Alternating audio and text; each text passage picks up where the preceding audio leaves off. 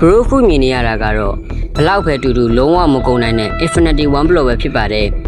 အဲ့တော့ကျွန်တော်တို့ကဒီ Infinity 1 block ပေါ်မှာကျွန်တော်တို့က island လေးစောက်ပြီးတော့ survival ပြစ်စောရတာတော့တိတ်တော့မခက်ခဲလာပါဘူး but ဒါပေမဲ့ကျွန်တော်တို့မှာခက်ခဲတစ်ခုကရှိနေပါသေးတယ်အဲ့ဒီအခက်ခဲကြီးကတော့ကျွန်တော်နဲ့အတူပါလာတဲ့ကောင်ကြီးပဲဖြစ်ပါတယ်အဲ့ဒီကောင်ကြီးကတော့အားလုံးသိကြတဲ့ The Mimical ဆိုတဲ့ကြောက်စရာမကောင်းဆိုးစတီကြီးပဲဖြစ်ပါတယ်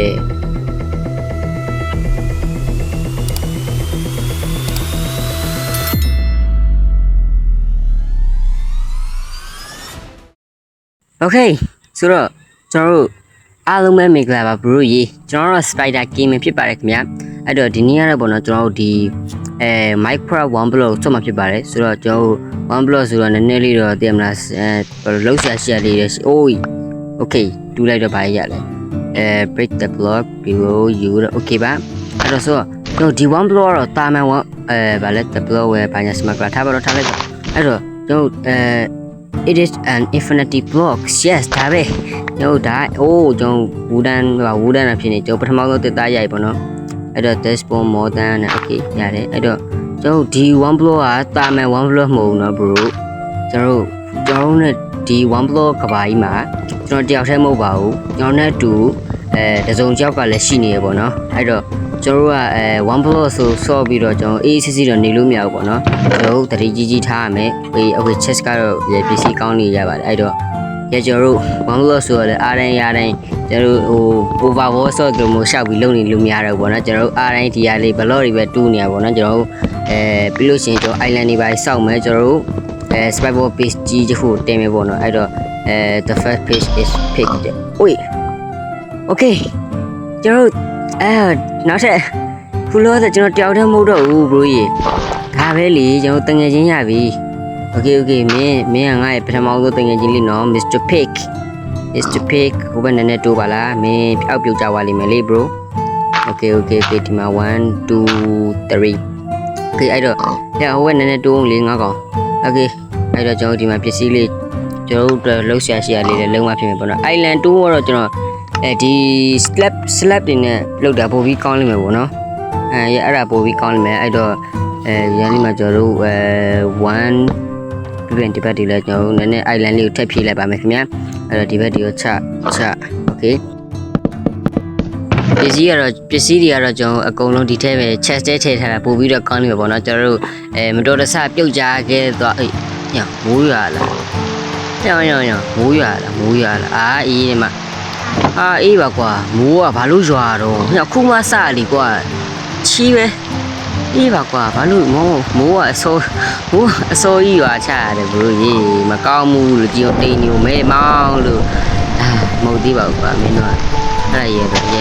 မဲ့လည်းကျွန်တော်တို့ဘိုးရလည်းနေရမရှိဘူးဒီနန်းဒီမှာပဲရှိရပါတော့အဲ့တော့ oil chest တစ်ခုထည့်ရတယ်အဲ့တော့ chest ကတော့တစ်ပင်တစ်ခုနဲ့ပန်တီတစ်လုံးပြရတယ်အဲ့တော့ညကောင်းမှလည်းဒါလည်းကျွန်တော်တို့ရှိရသေးပါတော့သူပစ္စည်းတွေကတော့တခါတည်း chest ထဲတင်တာကောင်းလို့မယ်ကျွန်တော်တို့သေသွားလို့ရှိရင်ပစ္စည်းတွေကပြန်မရတော့ဘူးပေါ့နော်အဲ့ကျွန်တော်ပြုတ်ကြလို့ပါသွားလို့ရှိရင်ကျွန်တော်မရတော့ဘူးပေါ့နော်အဲ့တော့ yes save your item in chest okay ကျွန်တော်တို့ဒီမှာထည့်လိုက်ရုံပဲပေါ့နော်ပစ္စည်းတွေကတော့ကျွန်တော်တို့ item တွေတင်ခိုင်းတာပေါ့နော်okay you will lose your item okay မင်းပြုတ်ကြလို့ရှိရင်မင်း item တွေလည်းကျွန်တော်အကုန်လုံးဆုံးရှုံးမယ်ပေါ့နော်အဲ့တော့ကျွန်တော်တတိယတော့အဲ့ဒါကလည်းblow like gravel fill တော့ gravel ရလို့မို့ဆန်နေ gravel ရပြုတ်ကြပါမယ် okay ထပ်ပြုတ်ကြပါဗျာမင်းplace a block under the infinity block okay ပြုတ်ကြနိုင်တယ်ပဲလေအဲ့လိုပြောကြတော့ okay this item okay ကျွန်တော် water block တစ်ခုပြရပါတော့အဲ့တော့water block ပြီးရဆိုတော့ကျွန်တော်တို့အကူအညီဖြစ်လိမ့်မယ်ဆိုတော့ကျွန်တော်စဉ်းစားဒီအောက်ကိုကျွန်တော် block တစ်ခုထားမှနဲ့တူတယ်တော့ water block ပြီးရဆိုတော့ water bucket ပြီးရဆိုတော့ပေါ့နော်ကျွန်တော်ဒီအောက်ကနေဒီ chest ကြီးကိုရင်ဖျက်ပြီးကျွန်တော် block ပြောင်းမှပြင်မယ်နှုတ်မဆို chest ကြီးမှပွင့်လာတယ်ကျွန်တော်ပြောနေမှာ okay အဲ့တော့ကျွန်တော်ပြီးလို့ရှိရင်ဒီအောက်မှာ block တစ်ခုထားပါတော့ဒီဒါကြီးကတော့ကျွန်တော်အသက်နဲ့ရင်းပြီးလို့မှကျွန်တော်သတိရထားမယ်အောက်ပြုတ်ကြလို့မရှိဘူးပေါ့နော် okay အဲ့မှာ block တစ်ခုချလိုက်ဒါပြီးသွားပြီတိတ်တော့မခက်ဘူးနော်ဒါပေမဲ့ကျွန်တော်ချီချော်သွားလို့ရှိရင်ပြုတ်ကြပါဘူးလीနော်အဲ့တော့ water bucket ကတော့စုံပါပေါ့ရေကတော့မစုံပါဘူးအဲ့တော့ကျွန်တော် water bucket ကတော့ကျွန်တော်ရေကြီးတဲ့ຢာတစ်ခုသိမ်းထားမယ်နောက်ပိုင်းနေကြရင်ကျွန်တော်ဒီရေရှိမှအပင်တွေပါစိုက်လျော်နေကျွန်တော်ဒီမှာတက်တာ bucket လုံးလိုက်မယ်ပြီးလို့ရှိရင်ကျွန်တော်နောက်ထပ်တက်တာ bucket တောင်ဖြစ်နေတက်တာပစိန်လုံးလိုက်မယ်အဲ့တော့ကျွန်တော်ဒီမှာဒီလိုလေးပြီးတော့ဒီလိုလေးတူတော့ပိုကောင်းတာပေါ့ဗျာအဲ့တော့ready for an adventure ဟဲ့ ခုမှစားတော့မင်းကငါတို့အဗန်ဂျာလာထွက်ခိုင်းနေရတာပေါ့အဲမုတ်သေးပါဘူးမင်းအဲ့နည်းနည်းတော့များပါမင်းတို့ကဘာမှလည်းမပြီးသေးဘူးကွာငါမှကြောက်တုံးတော့မရှိသေးဘူးကွာအဗန်ဂျာထွက်ခိုင်းတာအဲ့တော့ကျွန်တော် island နေထပ်ဖြည့်ထားမှဖြစ်မယ်အဗန်ဂျာလာလို့ရှိရင်ကျွန်တော်တို့ပြန်ချတာမသိဘူးကျွန်တော်တို့အဲ့လိုမျိုးတိုက်ခိုက်လို့ပြုတ်ကြတာကျင်းလေးဆိုတော့ပြုတ်ကြလို့သေသွားမှာပေါ့နော်အဲ့တော့ကျွန်တော်တို့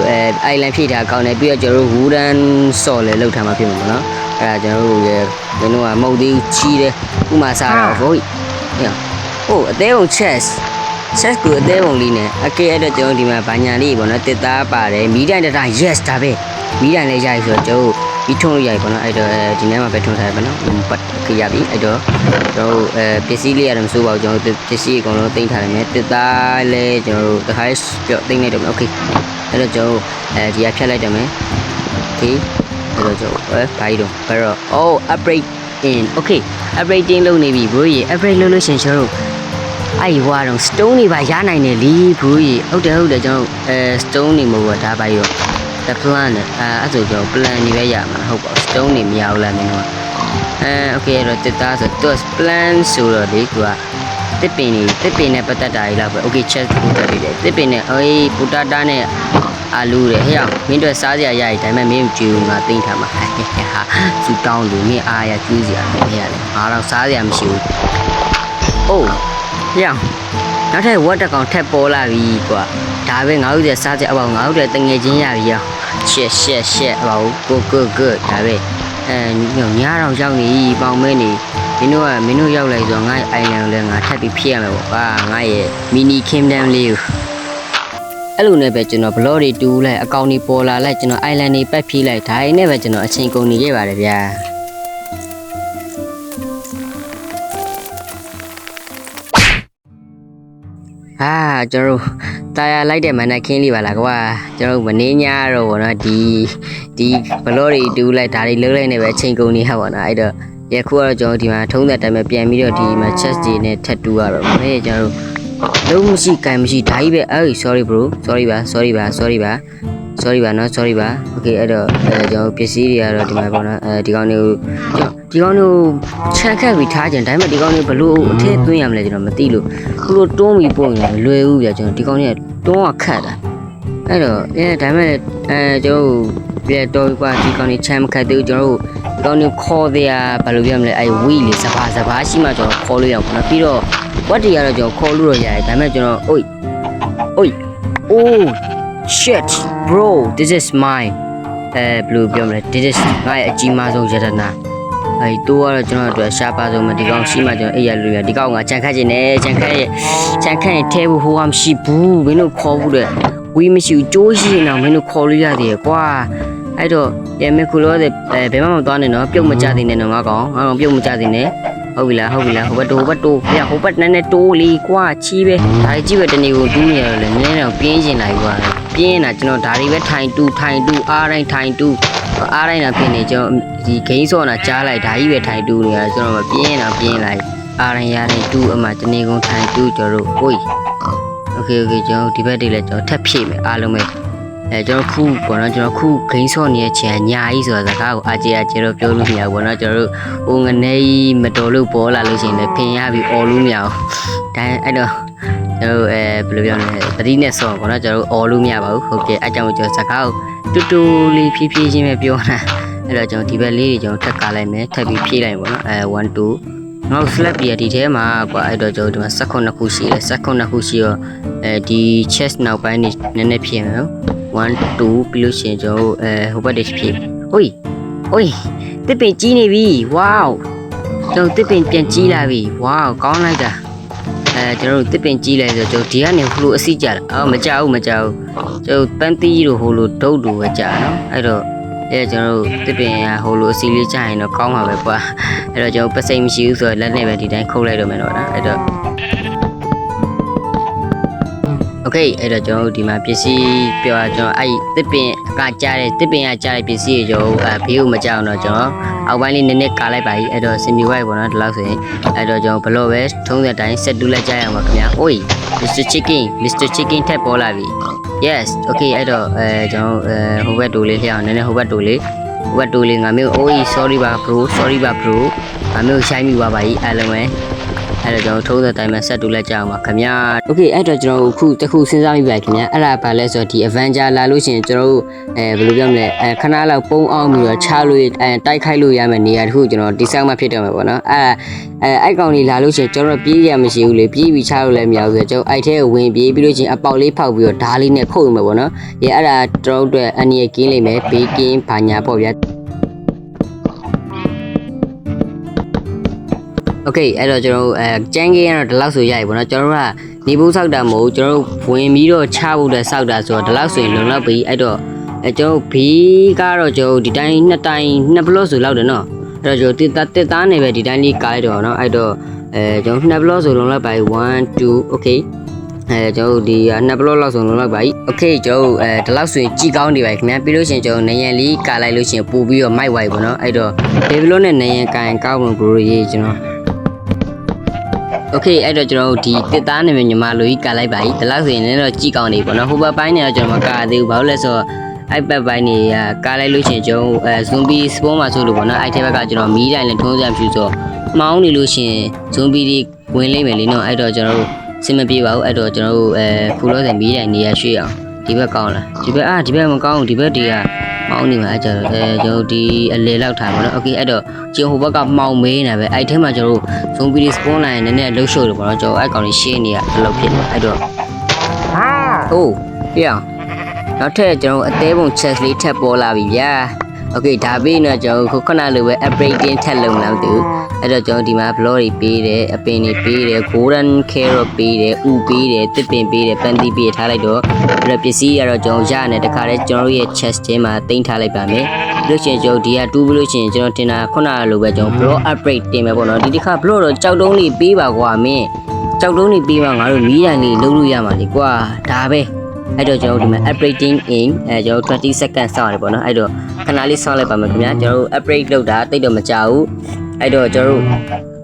stone နေပြီးဝယ်မျောလင်းပါတယ်ခဘရိုကြီးအဲ့တော့3ဘယ်လို6 5 4 3 2 1 okay ပြီးပြီလား okay ကျွန်တော် underground the underground okay ကျွန်တော် stone လေးစပြီးပြီဒါပဲလူကြီးနေတာအဲ့ဒါဟုတ်ပြီလား stone တွေရရဆိုတော့ဘာမှမလိုတော့ဘူးကျန်တာတွေ stone တွေရှိလို့ရှင်ကျွန်တော်အသက်ရှင်လို့ရတယ်ကျွန်တော်တစ်သားနဲ့ stone ပဲကျွန်တော် Microsoft လို့ရှင်ဒီမှာကျွန်တော်တစ်သားတွေကြိုထားလိုက်ပြီးအားဟုတ်ပြီလေဒီမှာတစ်သားတွေကြိုပြီးတော့ကျွန်တော်မီးတိုင်းနေလုပ်လို့ရတယ်ပေါ့နော်အဲ့ဆိုရင် okay ရအောင်မင်းကျွန်တော်တစ်သားဒီမှာပိုးထားတာတွေပြန်ထည့်ထားလိုက်မယ် okay အဆင်ပြေပါသေးကျွန်တော်တို့မီးတိုင်းလေးထည့်ရတယ်ပေါ့နော်အဲ့တော့ okay မီးတိုင်းနေလုပ်ပြီးကျွန်တော်ပတ်ထုံးလို့ရပါပြီခင်ဗျာဒီမှာတတိုင်းပြီးလို့ရှိရင်ဒီထဲမှာကျွန်တော်တို့တတိုင်းဒီနေ့ okay ရပြီကျွန်တော်တို့ဒီလောက်ဆိုရင် zombie တွေပါလဲထပ်ပြီး spawn စရာဘာအကြောင်းမှထပ်ပြီး spawn တာမဟုတ်ပုံစပွန်လာစရာအကြောင်းမရှိတော့ဘူးเนาะအဲ့တော့ဒီနေ့လေးမှာတတိုင်းပြီးလို့ရှိရင်ဒီဘက်တွေထွန်းအောင်ပါလားဒီနေ့မှာတတိုင်းလည်းထွန်းလိုက်မယ်เนาะ okay ရပြီပြီးလို့ရှိရင်ကျွန်တော်ဒီဟာလေးလည်းထပ်တွေ့ရပါမယ်ခင်ဗျာဟဲ့အောင်နေနဲ့လည်းဘေးဖယ်ပေးအောင်လေကွာဒီမှာကျွန်တော်တစ်သားတွေဟဲ့အောင်ဒီမှာ okay လို့ရှိရင်ဒီဘက်တွေလည်းကျွန်တော်တစ်သားနဲ့ပဲကလိုက်တော့မှာပါเนาะ okay 1 2 3 4 1 2ပြီးလို့ရှိရင်ဒီဘက်တွေလည်းအကုန်ပြည့်1 2 3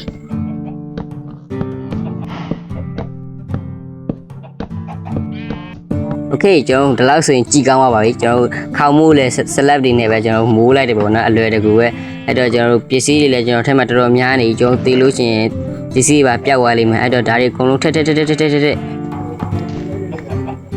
Oh what the fuck ဟဲ့အောင်အိုး zombie တွေ spawn လိုက် what the fuck ပြေး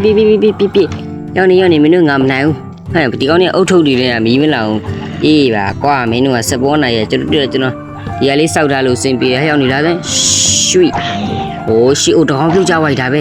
1 2ဟဲ့ဟောနွားပါတေးတော့မှဒါနဲ့အေးရော့ဟဲ့မင်းတေးချင်လား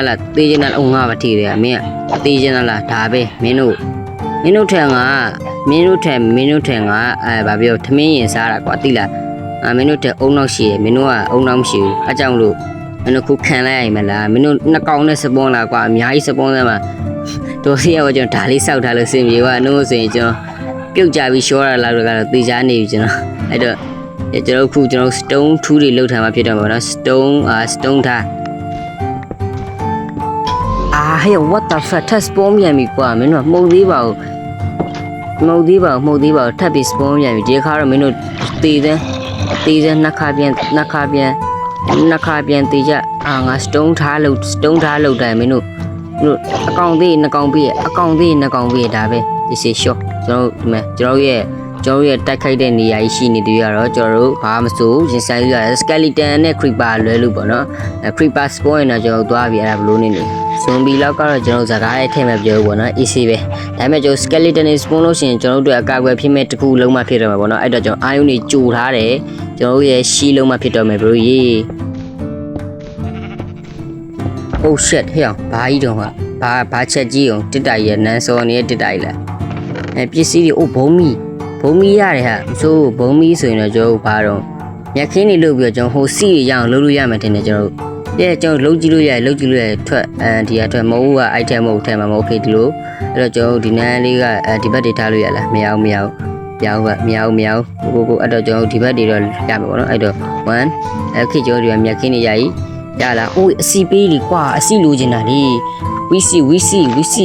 ဒီမှာတစ်ချက်လို့ရှိရင်1 okay တစ်စီရပြီဒီမှာ okay အဲ့ဆိုကျွန်တော်စင်ပြေပေါ့နော်ဒီကနေကျွန်တော်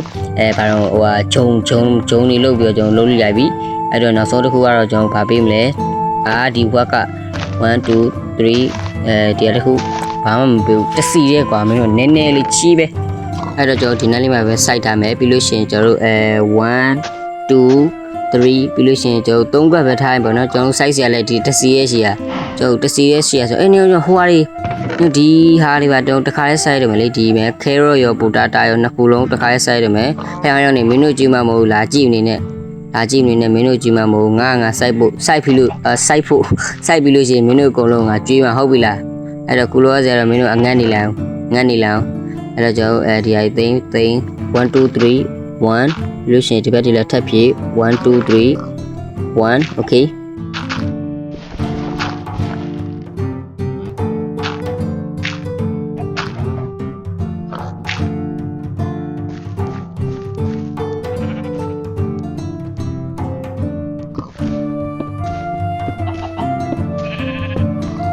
ဟေးအောင်ငါ့ကိုမတက်နဲ့ခွေးလောင်းစား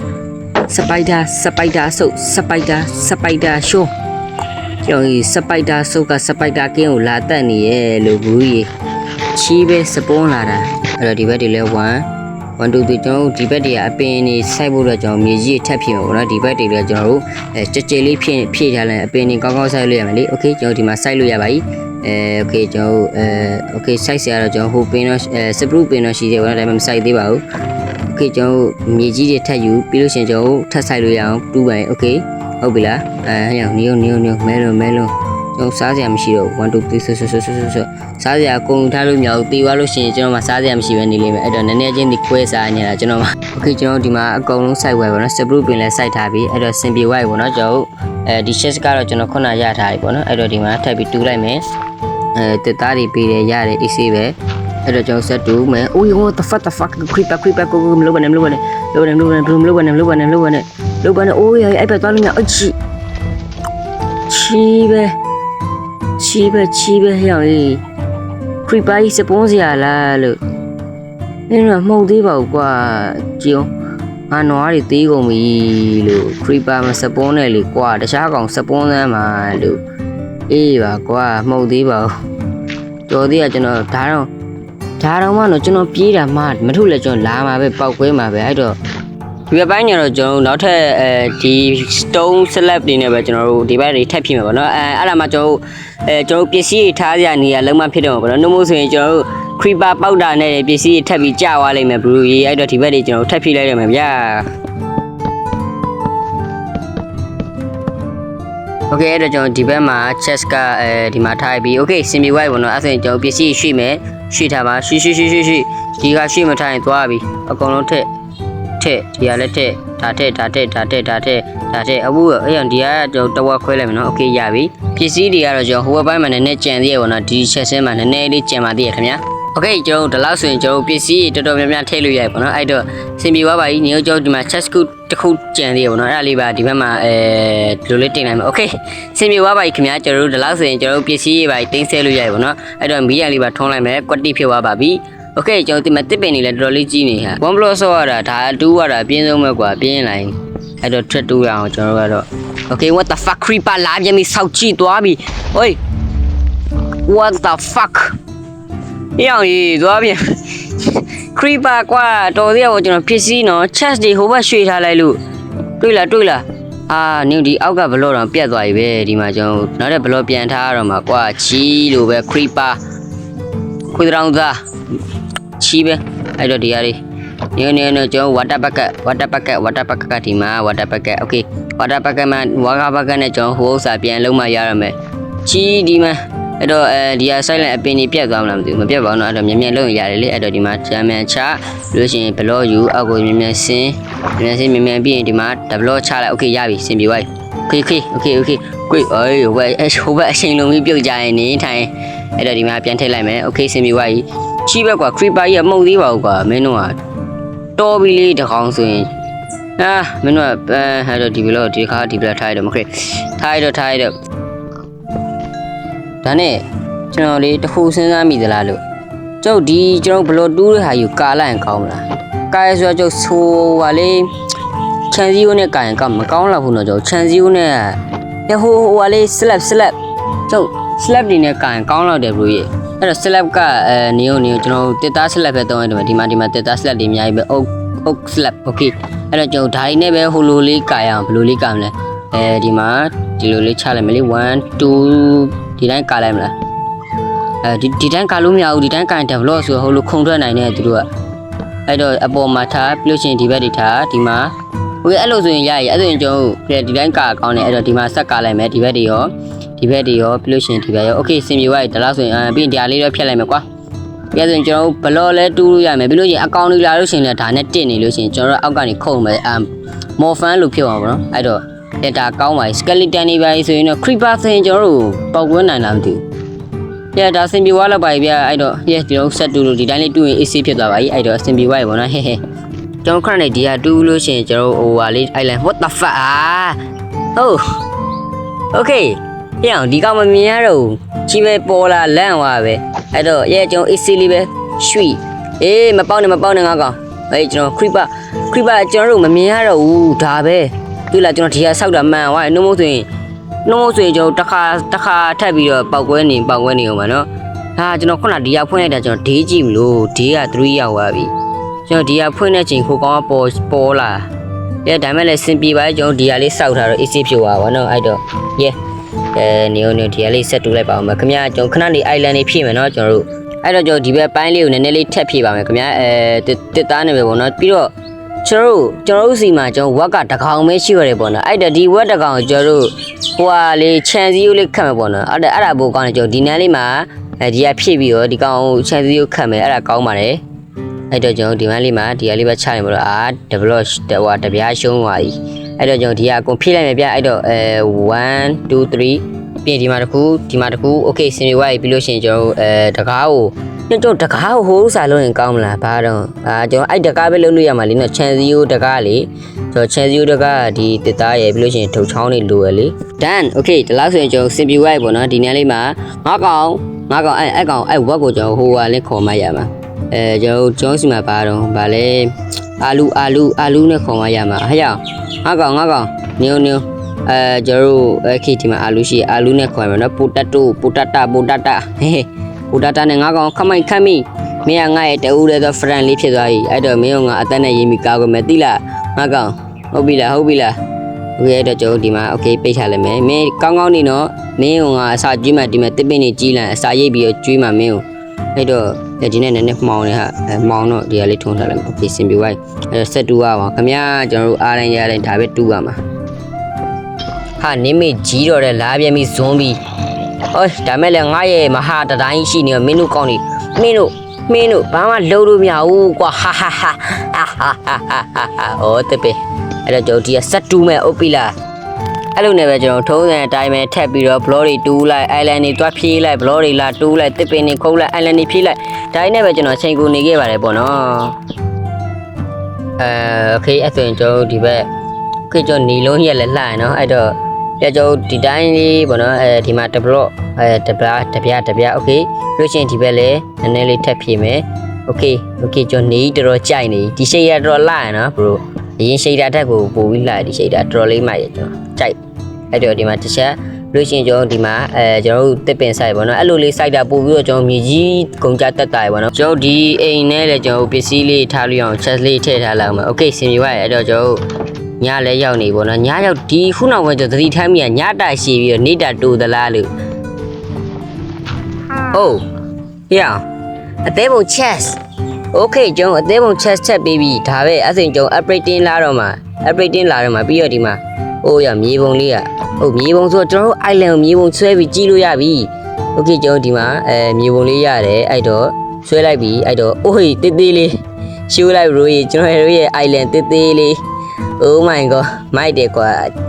သဘောကျတယ်အဲ့တော့ကျွန်တော်တို့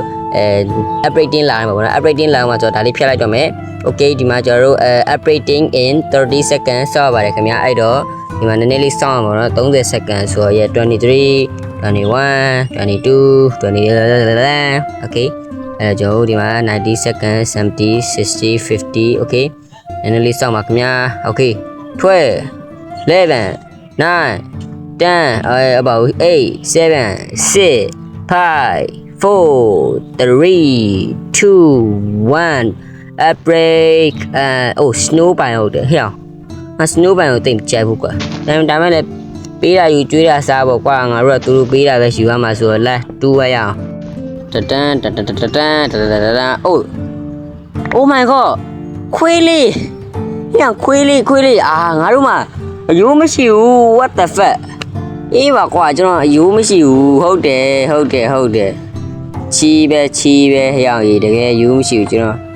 ဟာကွာမင်းတို့ကငါယူမင်းတို့အယူမပေးသေးဘဲနဲ့ခွေးစောစီပေးသေးရလားလို့ချီလို့ပဲကျွန်တော်ပစ္စည်းတွေကပြည့်နေဆိုတော့ဒီဘက်ချက်လေးလဲကျွန်တော်ပစ္စည်းလေးရှိအောင်လို့ထည့်ထားရင်ပေါ့နော်အဲ့တော့မက်ကတော့ထားလိုက်ကျွန်တော်ယူထားမယ်အဲ့တော့ okay ဆက်သွားတူအောင်ပါခင်ဗျာ so what shit fucking done နေမေကြီးတော့ငါသွားကြည့်မိ fuck bro oh shit holy shit မြောင်မလာလေးကျမနည်းနည်းမစိုးဘူးလားကွာစိုးတော့မစိုးတော့ဘူးကွာဒီကောင်လည်းဟာအေးပါကွာဟဲ့အောင်ဒီကောင်လက်ခုံပြီးအိုးအိမ်မခေါင်ဘူးပေါ့တက်သွားပြီ hey bro oh shit oh ကျော်အိမ်ထဲမှာရှိလို့တော်သေးရပေါ့ bro မလုပ်ပါနဲ့okay မရှိတော့ဘူးလား hey shit မရှိတော့ဘူးလား မရှိတော့မလား just ခေတော်သေးရပေါ့ချီးပဲဟဲ့အောင် spawn လာပြီဒီကောင်လည်းမနေတော့ဘူးလေကျွန်တော်တို့ဟာဒီဘက်ဒီအမောင်မဲနာလေကျွန်တော်မီးထွန်းမို့မေ့နေတာလို့အေးပါကွာမီးထွန်းလို့မေ့နေတော့အဲ့ကောင်လည်းလာပြီပေါ့လို့ကျွန်တော်မီးလိုက်ထွန်းအောင်ကျွန်တော်တို့နင်းငောင်းမှာမီးသေးမရှိဘူးဟိုထဲမှာမီးသေးရဒီ chest ထဲမှာဟုတ်ဘူး chest ထဲမှာဟုတ်ကျွန်တော် chest ထဲမှာမဟုတ်ဒီထဲမှာ okay ကျွန်တော်ခုနအိုင်းနေကြိုထားအကုန်ထွန်းဒီဘက်ဒီလည်းထွန်းဒီမှာလည်းထွန်းအမောင်မခံဘူးထွန်းပြီးလို့ဟိုဘက်ဟိုတောင်ဒီတောင်လေးလည်း spawn နိုင်တယ်ထွန်းဟုတ်ပြီလားချီးလို့ပဲတော်သေးရပါကျွန်တော်ဒါတော့ကျွန်တော်အိမ်ထဲမှာမို့လို့နော်နှုတ်မဆိုရင်ကျွန်တော်တေးလောက်မှတေးကြပါအိမ်ပြင်မှာတွေးလို့ရှိရင်မရဘူးကျွန်တော်တေးမှတေးကြပါလုံးဝတေးမှကျွန်တော်အေးတယ်ကျွန်တော်မှပြေးကြလုံးဝလမ်းမရှိဘူးပေါ့နော်โอเคဒါကျွန်တော်တော်တော်လေးမှကန်ကောင်းပါတယ်ဗျာအဲ့တော့တညာလုံးတော့တူးနေရပဲကွာဒီထဲမှာပဲထိုင်အိုး chest okay အိုးအယိုးရပြီ bro ရေ okay ငါခွေးမွေးလို့ရနှစ်ယိုးလောက်ပါမလား bro hey come hey lu heyခွေး come oh yes Bafran ကျွန်တော်ခွေးရပြီဒါပဲလေမင်းကငါရဲ့အချစ်ဆုံးတငယ်ချင်းဖြစ်သွားပြီ Bafran okay လားအဲ့တော့မင်းဒီဘက်မှာလေအဲ့ဘက်ကအနည်းများလားငါတို့ရှိရနန်းနေဒီဘက်လားမင်းဒီမှာထိုင်းနေမင်းတော့ငါအိမ်ဆောက်ပေးမယ်ငါတော့အိမ်မရှိဘူးဒါပေမဲ့မင်းကငါဆောက်ပေးမှအိမ်ကိုအဲ့တော့ကျွန်တော်အိမ်ကိုသူ့အိမ်ကိုဘာနဲ့ဆောက်ပေးရင်ကောင်းလို့ okay အဲ့တော့ကျွန်တော်ဒီမှာ cobblestone တွေပဲဆောက်ရတော့မယ်တန်းဆိုပြီးတော့ကျွန်တော်မြန်မာလူပဲဗျာဆောက်လိုက်တော့မယ်အဲ့တော့